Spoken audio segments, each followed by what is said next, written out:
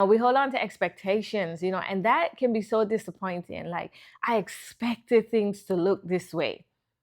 And that in itself is painful when we have to let go of the expectation of what we thought would, or how things would look, or what things would be like.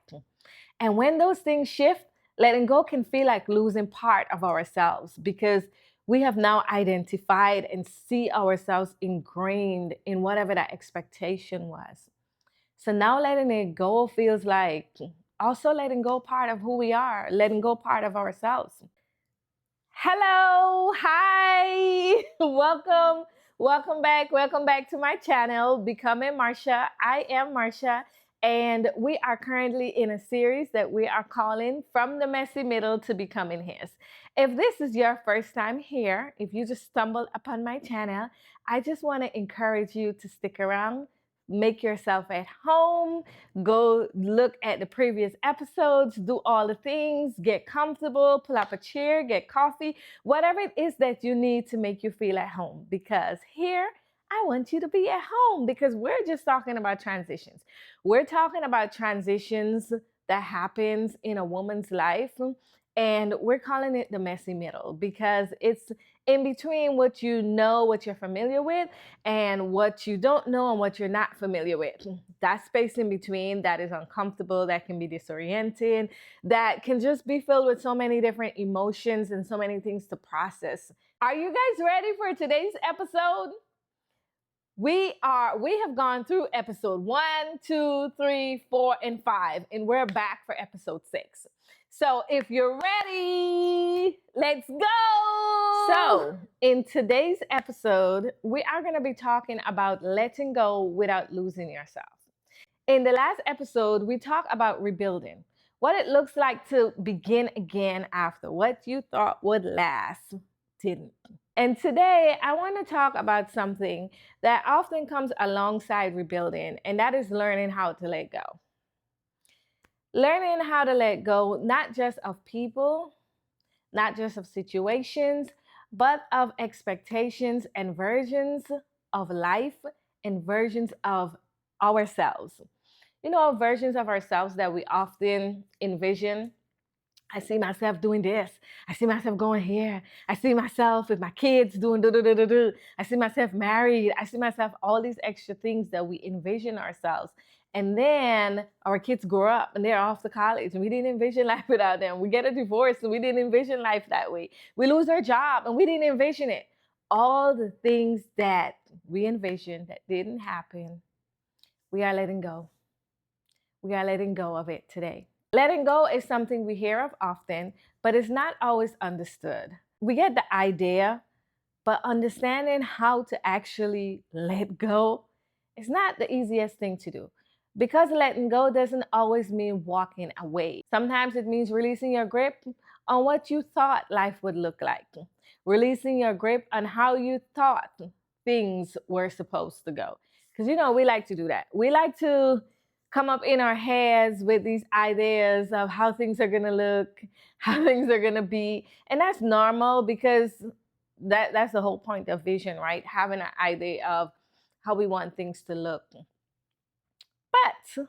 But, if I'm honest, letting go can feel uncomfortable because we hold on so tight to things. And it's for a reason, right? We hold on to things for a reason. We hold on because we think things will last.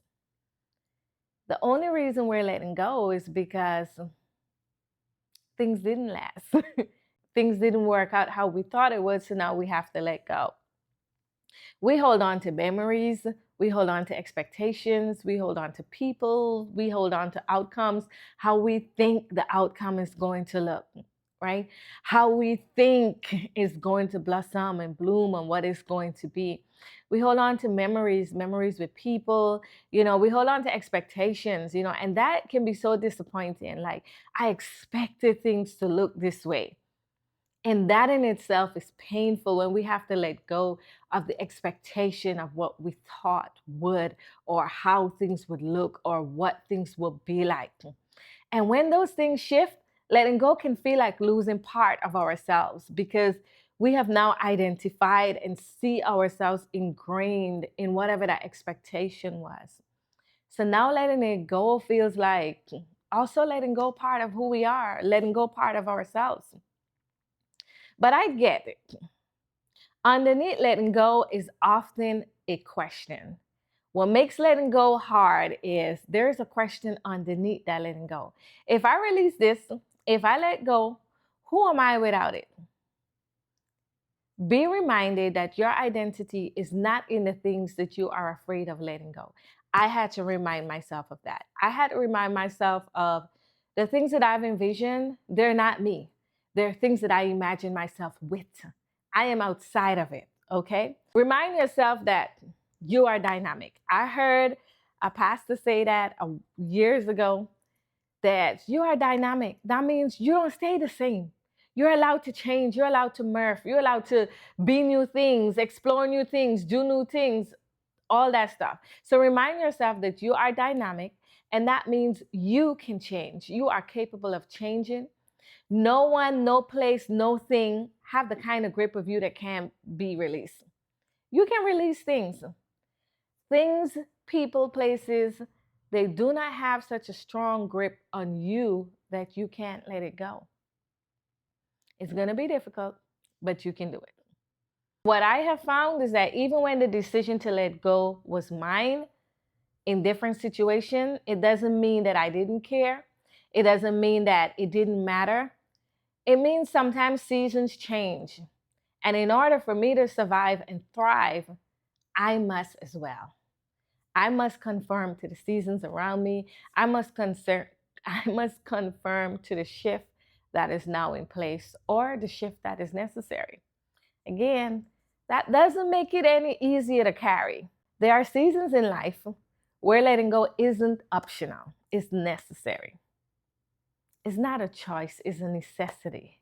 When roles begins to shift, when life looks different, when what you've held closely when what you've had your grip into starts to change, you're faced with the reality that you and me, you just can't hold on to the same things the same way anymore. You just cannot afford to do that. But I want to stick a pin, and I want to say this because this is the truth. Letting go of something, as hard as it is, it doesn't mean that you are losing yourself. It can feel like you are losing yourself. It can feel like everything is blowing up. You are meeting yourself differently.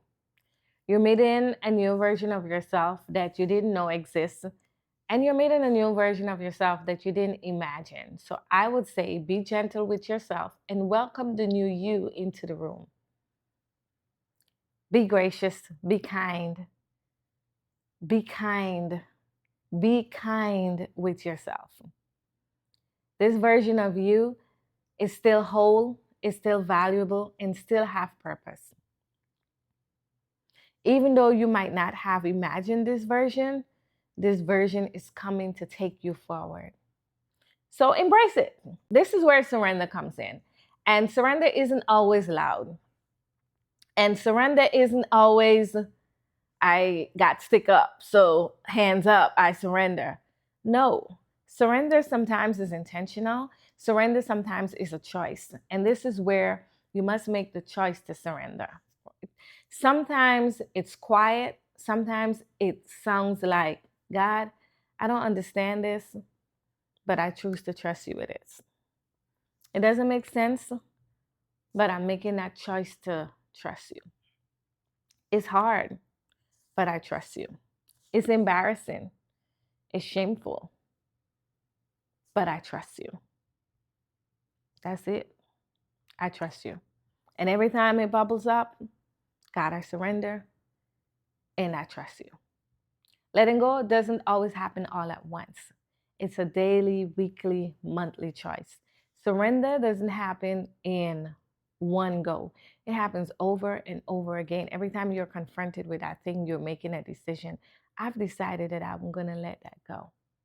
It looks like choosing not to replay certain thoughts over and over and over and over again. No, I have killed it. It's dead. I'm not going to lament on those thoughts anymore. I'm surrendering. Releasing the need to control the outcomes. Allowing yourself to feel without holding on. It's a process, right? Releasing all the imaginations and the versions of yourself that you had, the outcomes that you had in your mind, surrendering them and saying, I'm willing to embrace the fact that something can look different, something can be different and still be beautiful. If you're in this season where you're learning to let go, I want you to think of it as strength, because letting go is definitely requires strength. Letting go is a strong process. The process of transition is learning how to let go. Letting go is something that we must teach ourselves over and over and over again, because the same difficulty we feel every time we have to let go of something that we had our hands gripped around tightly. I have two scriptures that has been helping me, that have really been helping me in this season of letting go. And one of them is Proverbs 3:5. And let me get that up for you, just so that I don't misquote it, because I'll be doing fine till I get on here. And then I'm quoting all kinds of things. So this is what it says. Proverbs 3:5-7. It says, trust in the Lord with all your heart and do not depend on your own understanding. Seek his will in all you do, and he will show you which path to take. Don't be impressed with your own wisdom. Instead, fear the Lord and turn away from evil. Trust in the Lord with all your heart and lean not to your own understanding. And that is what surrender looks like. Is leaning not to your own understanding of how you thought things would look, how you envision things working out. It's surrendering all that, leaning not to your own understanding of why, how, why I'm in this place, all the extra things and questions. Is releasing all of that and saying, God, it doesn't make sense. I don't understand, but I'm not going to lean to my understanding, and I'll choose to trust you and acknowledge you in all my ways. That means acknowledging what is to come, acknowledging the new version of myself. I am going to trust you, and I'm going to acknowledge that. I'm going to acknowledge it. I'm going to embrace it. And I know that you are in this with me. I like how this scripture says, do not be impressed with your own wisdom. Instead, fear the Lord. Do not be impressed with your own wisdom. So many times we can think that when we make a plan, the things that we envision for ourselves, we can think and we can believe that that is the ultimate wisdom. So when it doesn't happen, it really crushes us. It really overwhelms us, and it really hurts. But we have to get to the place where we are not impressed by our own understanding or by our own wisdom. Should we plan and should we do all the things? Yes. But even as we make these plans, we shouldn't be impressed by them. We should know that, God, this is a plan, but you have your way. You have your way. You walk me through it. You guide me through it. Because God knows in it, there might be highs and lows in your plans. There's going to be things that you didn't cater for, things that you didn't think of, because you're not all knowing. You don't have all the wisdom in the world. So you can be impressed by your plans that you make. You have to allow room for God to walk with you through the ups and downs of the plans that you make, not knowing every detail of the future. Don't be impressed when you come up with a good idea, because you're only seeing things from your vantage point. Don't be impressed when you envision the life that you want it to have and how you want it to happen. Right? Be intentional, be strategic, but don't be impressed with your own ways. Be more impressed with God's ways. So when you make your plan, yes, you settle on it. Yes, you're happy about it. However, don't get to the point where you're impressed and you think that your plan is the end all be all. Be open for room for all the unexpected things that can happen in life. And that way, when things happen, you're open to say, God, you're walking with me. You help me with the shift. Second scripture that I want us to look at is Philippians 4:6-8. Philippians 4, 6, and 8. Philippians 4, 6 through 8. For it says, always be joyful in the Lord. I say it again, rejoice. Let everyone see that you are considerate in all you do. Remember, the Lord is coming soon. Don't worry about anything. Instead, pray about everything. Tell God what you need and thank Him for all He has done. Then you will experience God's peace. Then you will experience God's peace. Then you will experience God's peace. Then you will experience God's peace, which exceeds anything you can understand. His peace will guard your hearts and minds as you live in Christ Jesus. Now, dear brothers and sisters, one final thing. Fix your thoughts on what is true, what is honorable, what is right, and what is pure, what is lovely and admirable. Think about things that are excellent and worthy of praise. Think about things that are excellent and worthy of praise. Why do we have to think on these things? Why are we being told to fix our minds, to pray about everything, and then not only to pray about it, but to think on things, on good things, whatever's pure, whatever's admirable. God is essentially telling us to have a positive outlook. Focus on a positive outlook because that is the expected end that He has for us. So even in the shift and even in releasing, think positively. Think about things working out for you. Think about things being worked out for your good. Don't dwell in the fact that you have to release because what you've known or what you're releasing is not the only good thing that you're ever going to have in life.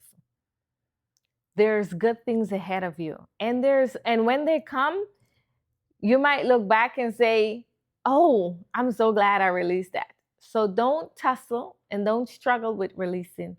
Just release. Go through the steps, take it day by day, but embrace it. There are four things that I've been doing in this season that's really been helping me to release, right? The first thing is remove constant reminders. You don't have to keep exposing yourself to what hurts. Move things, change spaces, create a little distance. Let your environment support your healing and what that looks like. Sometimes it means instead of going to the same coffee shop that you always go to, choose a different one. You might be blessed with a new experience, right? Instead of doing the same things that you were doing all the time that's causing you to feel hurt, causing you to miss what you're trying to release, embrace new things. Start trying to create new memories that does not involve your old pain.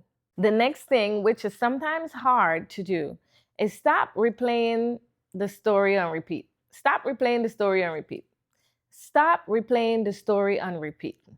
Be mindful of how often you're revisiting it in your mind. You're revisiting old conversations. You're revisiting old ideals. You don't have to keep doing that. You don't have to keep reopening the wound to prove that it hurts. It hurts. And you know if you keep digging at it, it's going to keep hurting and it's never going to heal. So stop replaying the same things in your head over and over and over and over again. These are things you're going to have to be intentional about doing.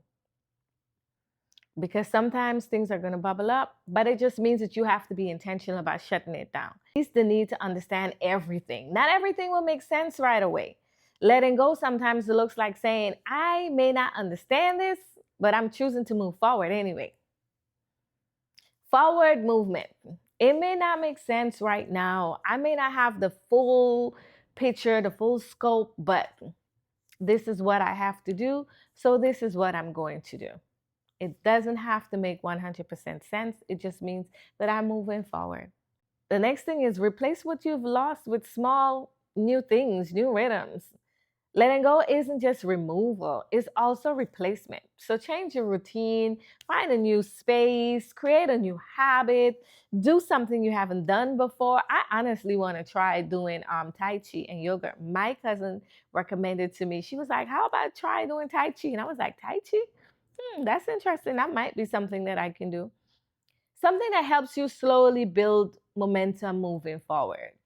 You can find a new hobby. I don't know, find something that you don't normally do that requires you to think, to be fully involved, to get it. So that means you're not focusing on other things, right?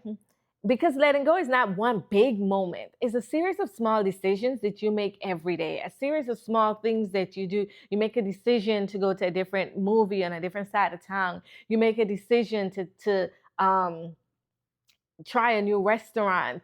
It's just little small things that you do that kind of adds up and helps you find ease in moving forward, right? But you don't have to force it, you don't have to rush it. Letting go will happen. It is going to happen.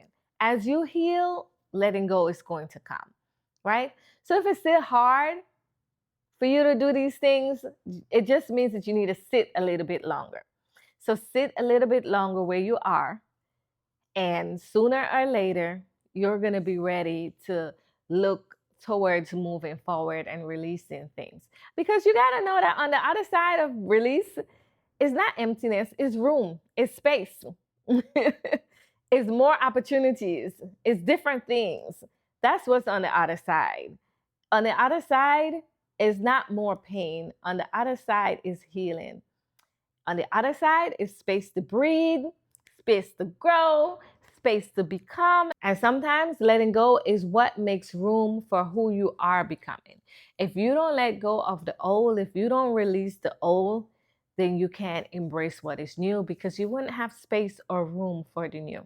Whatever you're navigating and whatever you are working through, whatever your messy middle is, whether it's trying to find a new job, whether it's embracing becoming an empty nester, whether it's navigating divorce, whether it's getting over the loss or the death of someone that you love and someone that you care about, well, not getting over it, but moving past it, whether it's old friendships that came to an end, whatever you find yourself in in the middle of right now, whatever transition you find yourself navigating in this time, I pray that you will grace yourself, that you will be kind to yourself as you move forward, knowing that on the other side of release, there's more.